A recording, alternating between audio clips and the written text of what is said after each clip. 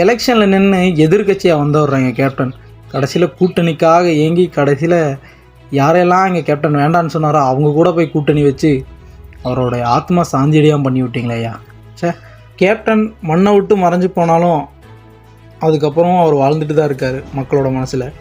அப்படிப்பட்ட ஒரு மனுஷன் யாராக வேணான்னு சொன்னாரோ அவங்க கூட கூட்டணி வச்சு அவர் அசிங்கப்படுத்திட்டீங்களே அந்நியாரே.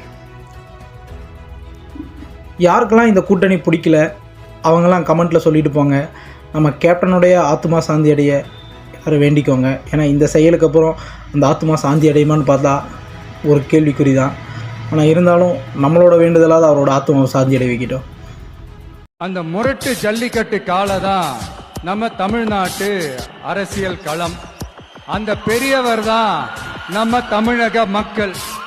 அந்த பாக்கெட்டுக்குள்ள ஸ்டைலா தில்லா கெத்தா ஒருத்தன் உள்ள வந்தான் பாருங்க, அவன்தான்